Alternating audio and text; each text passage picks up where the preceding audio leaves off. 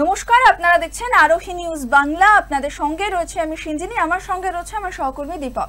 আজকে আন্তর্জাতিক রাজনীতির একটা নাটকীয় ঘটনা নিয়ে আপনাদের সামনে কথা বলবো। এবং আপনারা জানেন আন্তর্জাতিক রাজনীতিতে এমন ঘটনা ঘটে যেটা কিন্তু ধামাচাপা দিয়ে দেওয়া হয়, যেটা কিন্তু সামনে আসে না, আমরা বহু সময় কিন্তু জানতে পারি না। আজকে ঠিক সেরকমই একটা ঘটনা কথা আপনাদের জানাবো, যেটা কিন্তু এখনো জল্পনা স্তরেই রয়েছে। এবং সেটা হচ্ছে প্রধানমন্ত্রী নরেন্দ্র মোদীর ওপর কি হামলা চালানোর চেষ্টা করেছিল আমেরিকা ঠিক যে সময় শুল্ক যুদ্ধ চলছিল। এবং আরো একটা বিষয়, সেই সময় সেই অ্যাটাক থেকে প্রধানমন্ত্রীকে কি বাঁচিয়েছিলেন রাশিয়ার পুতিন। তার কারণ কেন বলছি, এই গোটা বিষয়টা কিন্তু আজকে আপনারা শুনতে পাবেন এই প্রতিবেদনে। প্রথমেই যেটা বলতে হবে দীপক, প্রধানমন্ত্রীর সঙ্গে কিন্তু পুতিনের একটা আনপ্ল্যান্ড মিটিং হয়েছিল, যেটা কিন্তু গাড়িতে, পুতিনের নিজস্ব গাড়িতে কিন্তু সেই মিটিংটা হয়েছিল। এবং সেই মিটিংটা কিন্তু আগে থেকে প্ল্যান করা ছিল না। এবং এই মিটিংটার সময়ে কি বলা হচ্ছে মোদির ওপরে একটা অ্যাটাকের হওয়ার কথা ছিল। কি বলবে দীপক? দেখো, ঘটনাটা একটু ডিটেলসে যদি যাই, কেন এই ঘটনাটা ছড়াচ্ছে মিডিয়ায় সেটা আগে বলি। প্রথমত এটা সোশ্যাল মিডিয়ার স্পেকুলেশন, মানে একটা অনুমান। এটা কেউ মানে পার্টিকুলারলি বলতে পারবে না যে এটা প্রুভেন যে এরকম হয়েছিল, ঠিক আছে? তো আমরা এটা একটা জল্পনা হিসাবে ধরে নিতে পারি যে এরকম একটা ঘটনা হয়তো ঘটতে পারতো। সেটা কি, কিছুদিন আগে বাংলাদেশে একজন মার্কিন নাগরিকের, এবং সে নাকি মার্কিন যে আর্মির বা খুফিয়া এজেন্সির কোনো লোক ছিলেন, তার এক মৃতদেহ বাংলাদেশে পাওয়া গেছে। এবার এইখান থেকে স্পেশাল ফোর্সের আরভেল জ্যাকসন, আমেরিকা স্পেশাল ফোর্সের আরভেল জ্যাকসন, যার মৃতদেহ পাওয়া গেল বাংলাদেশের ঢাকার একটা হোটেল থেকে। এবার তার সঙ্গে সঙ্গে আরো কিছু মানে বস্তু পাওয়া গেছে, যেগুলো কিন্তু মানে ওই মার্কিন যারা প্রশাসনের লোকজন এসে ওইগুলো উদ্ধার করেছে। ইভেন বাংলাদেশের পুলিশকেও কিন্তু সেখানে এন্ট্রি হতে দিচ্ছে না, এবং মিডিয়াতেও কিন্তু এই খবরটা বেশি প্রচার হতে দিচ্ছে না মার্কিন প্রশাসন। ভাবো, মার্কিন দেশের একজন লোক মারা গেছে বাংলাদেশে, সেটা কিন্তু হাইলাইট হওয়ার কথা, কিন্তু সেটা ধামাচাপা দিয়ে দেওয়া হচ্ছে। কিন্তু খবর তো লুকিয়ে থাকে না, খবরের লোক চারিদিকে ছড়িয়ে, এবার সেই খবরটা কোনো কারণে ছড়িয়ে পড়েছে যে এরকম একটা ঘটনা ঘটেছে। এইবার এইখান থেকে অনুমানটা আসছে যে এই ঘটনাটা কি কোনোভাবে রিলেট করে এসসিও সাবমিটে, যে মোদি হঠাৎ করে কোনো প্ল্যান ছাড়াই পুতিনের গাড়িতে গিয়ে উঠলেন, হ্যাঁ, এবং সেখানে প্রায় আধ ঘন্টার মতন মোদি পুতিনের গাড়িতে বসেছিলেন, এবং পুতিনের গাড়ি করেই কিন্তু সে চলে গেল তার ডেস্টিনেশনে। একদম। এবার এই জায়গাটাতে দুয়ে দুয়ে চার কিভাবে হচ্ছে, মানে এই দুটো ঘটনার কানেকশনটা কোথায়, সেটা একবার আপনাদেরকে বলবো। যেমনটা দীপক তুমি বললে যে ওই যে ভদ্রলোক মারা গেলেন, তার কিন্তু পরে জানা গেছে তিনি কিন্তু আমেরিকার ডিপ স্টেটের সঙ্গে যুক্ত। এবং এই ডিপ স্টেটের কাজ কি, কোনো একটা দেশের মধ্যে অশান্তি তৈরি করা কোনো একটা পার্টিকুলার ইস্যুতে। এবং আপনাদের মনে থাকবে ঠিক যেই সময়টাতে প্রধানমন্ত্রী নরেন্দ্র মোদী এই চীনে এসসিও সামিটে গিয়েছিলেন, ঠিক সেই সময় কিন্তু চলছিল আমেরিকার সঙ্গে শুল্ক সংঘাত। এবং সেই শুল্ক সংঘাত কি বিষয়, 100% ট্যারিফ চাপিয়েছিল ডোনাল্ড ট্রাম্প। এবং সেই জায়গা থেকে প্রধানমন্ত্রী কিন্তু রাশিয়ার সঙ্গে এবং চীনের সঙ্গে আরো বেশি করে বন্ধুত্ব তৈরি করতে সেরকম একটা প্রচেষ্টা দেখা যাচ্ছিল, যাতে কিনা বিকল্প বাজার তৈরি হয়, যাতে কিনা আমেরিকার উপর ডিপেন্ডেন্স অনেক কমে যায় ভারতের। সেই জায়গা থেকে সেইটা অবশ্যই ভালো চোখে দেখবে না ডোনাল্ড ট্রাম্প, এবং তিনি নানান রকম এটার জন্য প্ল্যান পরিকল্পনা করবেন যাতে এই বিষয়টাকে ভেস্তে দেওয়া যায়। মানে রাশিয়ার সঙ্গে যদি ভারতের ভালো বন্ধুত্ব হয়, সেটা কখনোই কিন্তু ভালো চোখে ট্রাম্প দেখে না, মানে ইউএস দেখবে না একদম।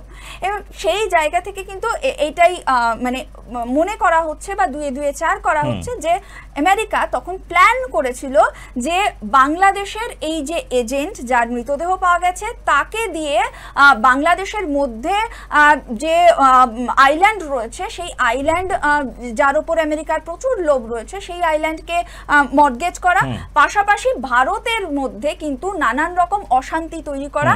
এই ভদ্রলোক যার নাম বললাম, যার মৃতদেহ পাওয়া গেছে, তার কিন্তু কাজ ছিল। আরো ইন্টারেস্টিংলি তার মৃতদেহ যে পাওয়া গেছে সেটা পুরোপুরি চেপে দিয়েছে সমস্ত মিডিয়া, এটা নিয়ে কিন্তু কোনো কথা হয়নি। তবে এখানে আমি আরেকটা জিনিস বলবো যে যখন এশীয় সামিটটা শেষ হলো তার কিছুদিন বাদে ভারতে একটা বড় সামিট অর্গানাইজড হয়, সেইখানে কিন্তু মোদি যখন আসলো এবং ভাষণ দেওয়া শুরু করলো, তখন কিন্তু মোদি এসে ভাষণ দেবে তার আগে কিন্তু করতালি বেজে উঠলো।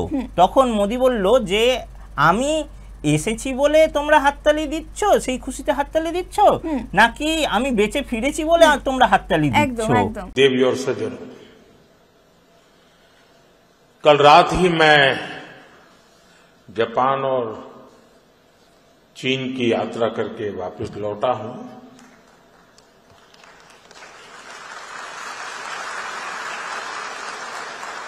आप गया था इसकी ताली बजा रहे हो, आया हूं इसकी ताली बजा रहे हो।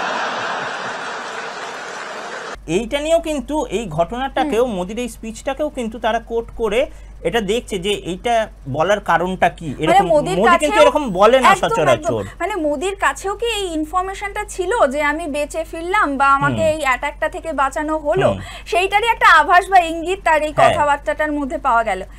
ঠিক এর পরপরই কিন্তু ঘটেছিল আমেরিকাতে ইউএনজিএ সামিট, এবং সেখানে কিন্তু ভারতের প্রধানমন্ত্রী নরেন্দ্র মোদীর ভারতের হয়ে সেই সামিটে যাওয়ার কথা ছিল, কিন্তু সেখানে কিন্তু তিনি যাননি। রীতিমতো তিনি সেই সামিটটাকে অ্যাভয়েড করেছিলেন। অ্যাভয়েড করে তিনি ভারতের তরফে আরেকজনকে, ভারতের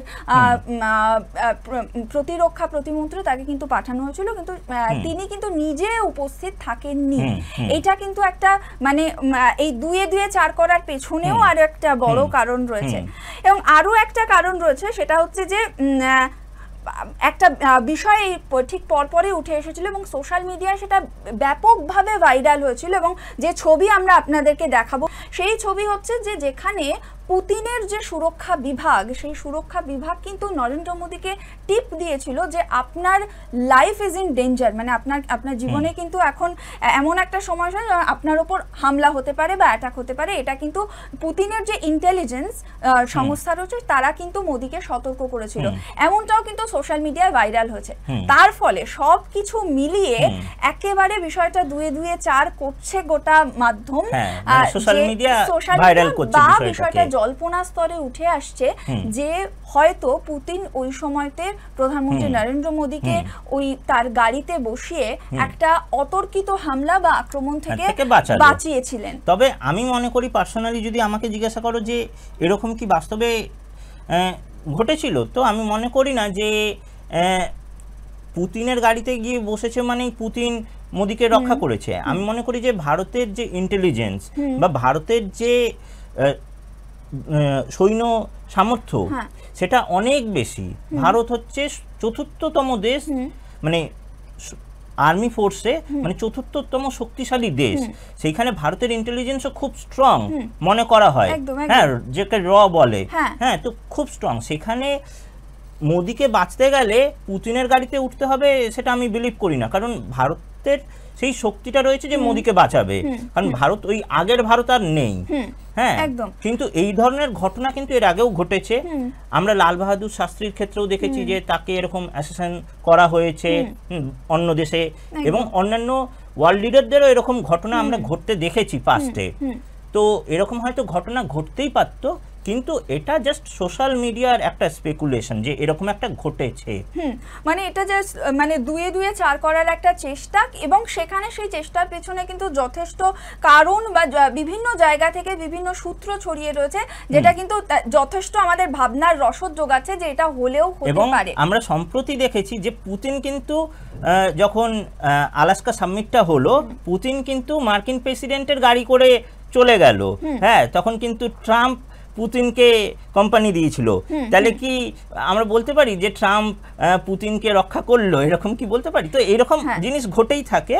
তো মানে আন্তর্জাতিক রাজনীতি এমন একটা জায়গা আনপ্রেডিক্টেবল, আনপ্রেডিক্টেবল, এবং কিছু বোঝা যায় না, এবং সেখানে নানান রকম নাটক প্রতিদিন ঘটতেই থাকে, এবং নানা রকম বিভিন্ন নাটকের প্লট তৈরি হয় সেখানে, যেখানে কিভাবে কোন দেশকে কিভাবে কবজা করা যায় সেই রকম কিন্তু চিত্র চিত্রনাট্য প্রতিদিন তৈরি হয় আন্তর্জাতিক রাজনীতি, সেটা একদমই কিন্তু আমরা তাই। দেখি।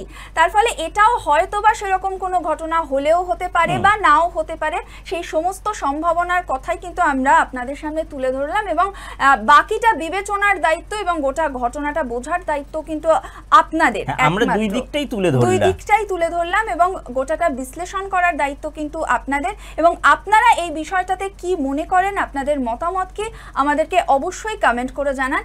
আর অবশ্যই দেখতে থাকুন আরোহী নিউজ বাংলা।